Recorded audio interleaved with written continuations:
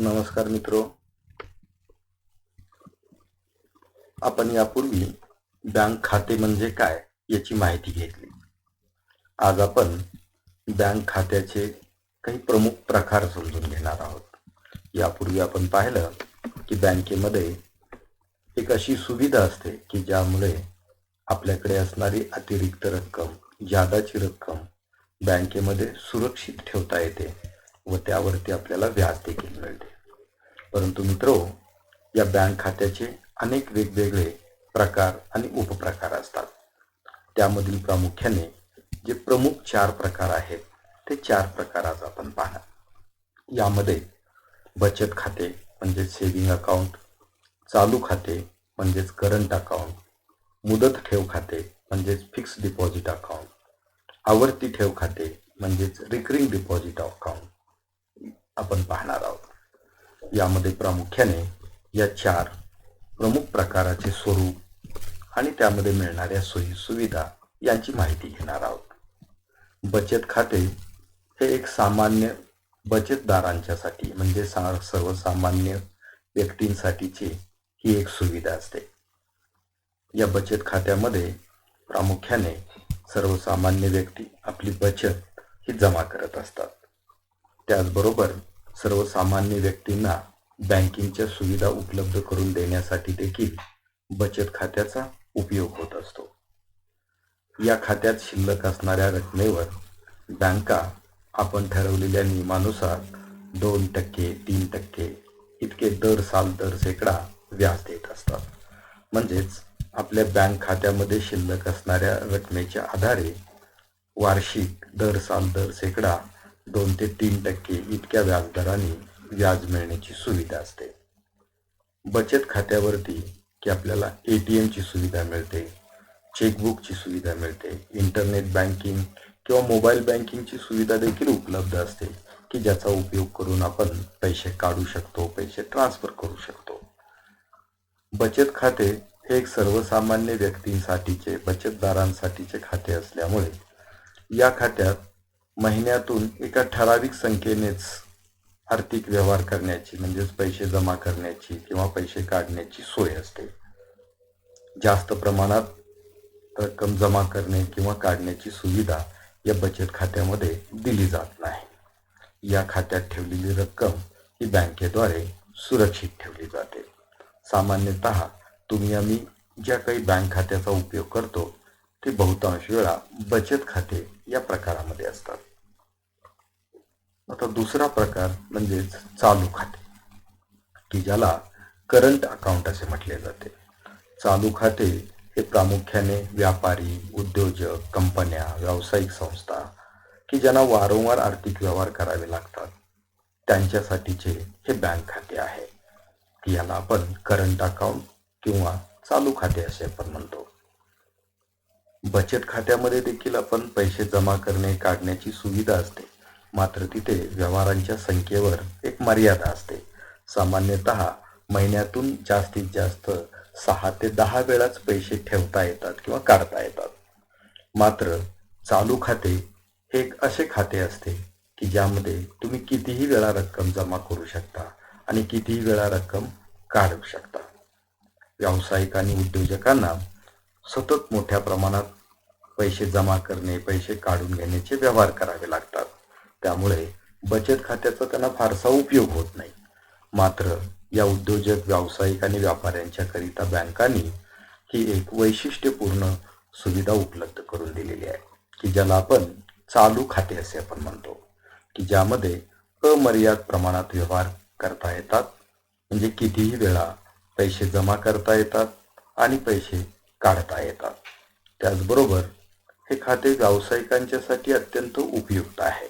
त्यांचे दैनंदिन व्यवहारांची पूर्तता करण्यासाठी म्हणजेच विक्रेता आहे, दुकानदार आहे, व्यापारी आहे, त्याला मिळालेले पैसे खात्यात जमा करायचे असतील किंवा त्याला व्यवसायासाठी हवी असणारी रक्कम काढायची असेल तर त्यासाठी या चालू खात्याचा उपयोग होतो.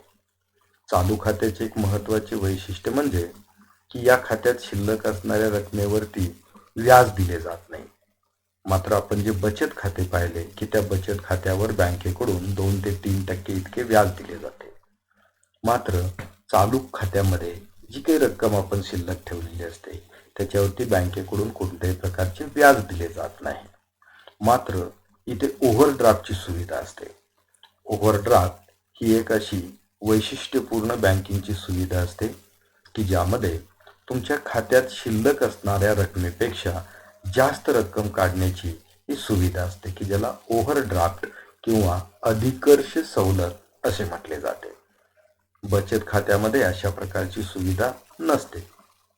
मात्र उद्योजक, व्यापारी, व्यावसायिक यांना जेव्हा व्यवसायासाठी अधिकची रक्कम लागते तेव्हा त्यांनी त्यांच्या खात्यात केलेल्या व्यवहाराच्या प्रमाणात किंवा त्यांच्या व्यवसायाची जी मालमत्ता असते त्याच्या आधारे त्याचा विचार करून की बँका त्या खातेदाराला एक विशिष्ट रक्कम जादा स्वरूपात काढण्याची मुभा देते की त्याला आपण ओव्हरड्राफ्ट असं आपण म्हणतो.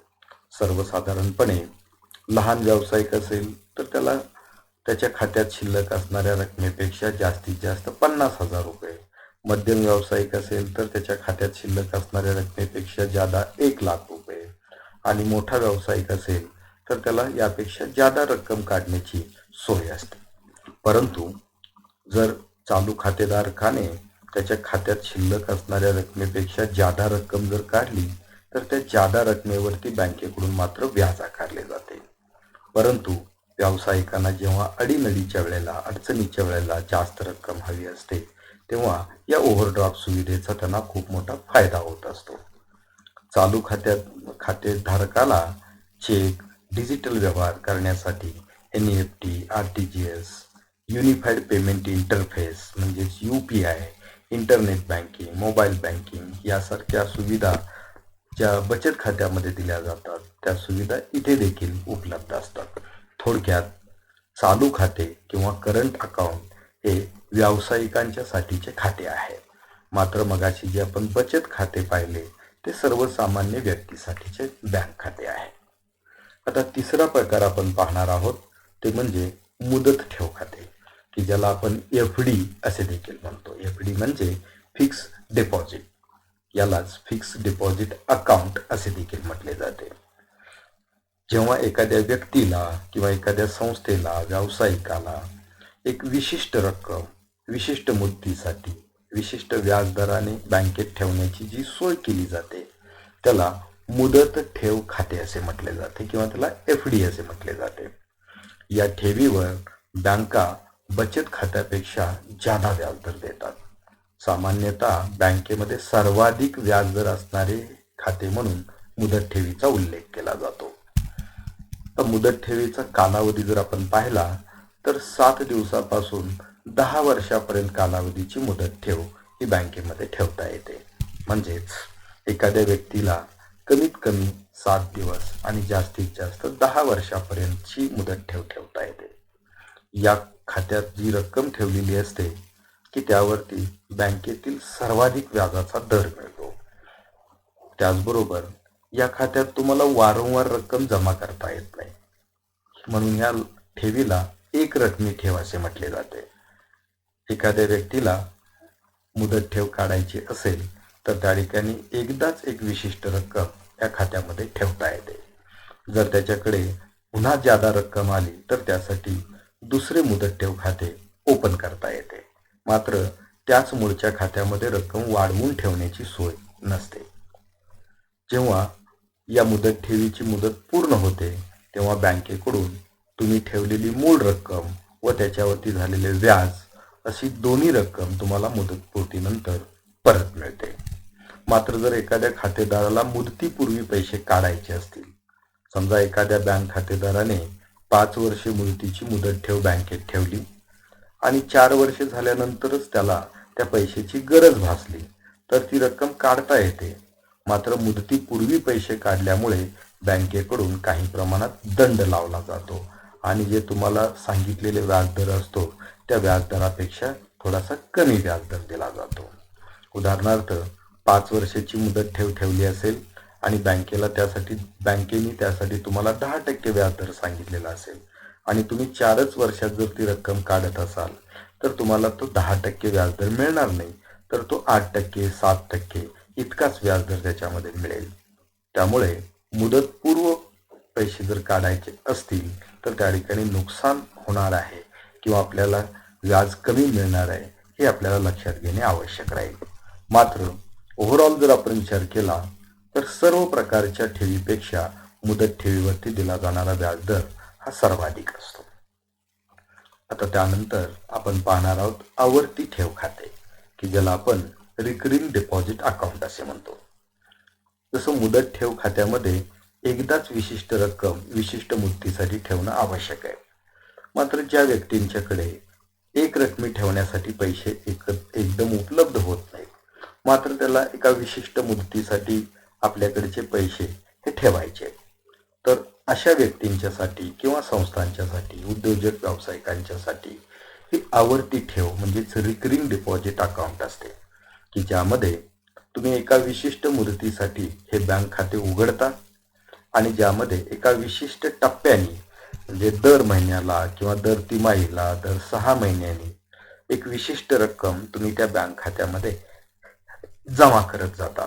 म्हणजेच ती रक्कम हळूहळू वाढत जाते आणि मुदत संपल्यानंतर एक भली मोठी रक्कम व त्यावरच्या व्याजासहित ती रक्कम तुम्हाला परत मिळत असते. अर्थात या रिकरिंग डिपॉझिट करिता साधारणपणे बँका 6 महिने ते 10 वर्षापर्यंतची मुदत देतात. आपल्या सोयीनुसार व आपल्या गरजेनुसार आपण त्या ठिकाणी मुदतीचा कालावधी हा निवडू शकतो. आता या आवर्ती ठेव खात्यावर मुदत ठेव खात्यापेक्षा कमी आणि बचत ठेव खात्यापेक्षा थोडेसे जास्त व्याजदर दिला जातो.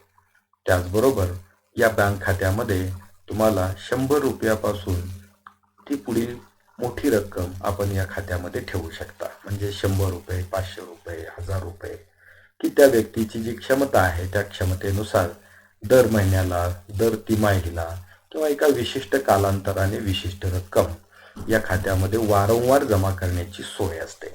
म्हणून त्याला रिकरिंग म्हणजे जिथे वारंवार रक्कम जमा करण्याची सोय असते असे बँक खाते, म्हणून त्याला आवर्ती ठेव खाते असे म्हटले जाते. सर्वसामान्य जनतेला किंवा उद्योजक व्यावसायिकांना नियमित बचतीची सवय लागावी याकरिता बँकांच्या द्वारे अशा प्रकारच्या बँक खात्याची सुविधा उपलब्ध करून दिली जाते.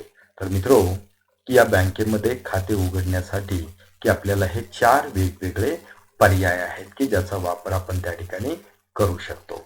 म्हणजेच एक आहे बचत खाते, की जे सर्वसामान्य लोकांना बचत करण्यासाठीची सोय असते. चालू खाते, की जे उद्योजक, व्यापारी, व्यावसायिक यांच्यासाठीची ही सोय असते, म्हणून त्याला व्यावसायिक खाते असं देखील म्हटलं जातं. ज्यांच्याकडे एक रकमी मोठी रक्कम आहे आणि त्यांना विशिष्ट मुदतीसाठी ठेवायची आहे त्यांच्यासाठी मुदत ठेव खाते आहे. त्याचबरोबर ज्यांना मुदतीसाठी पैसे ठेवायचे आहेत मात्र त्यांच्याकडे एकदम ही रक्कम उपलब्ध होत नाही, ती त्यांना टप्प्याटप्प्याने उपलब्ध होणार आहे किंवा त्यांना कालांतराने मिळणाऱ्या उत्पन्नामधून ती रक्कम त्यामध्ये ठेवायची, त्यांच्यासाठी आवर्ती ठेव खाते असते. तर असे हे बँक खात्याचे प्रामुख्याने 4 महत्त्वाचे प्रकार आहेत. धन्यवाद.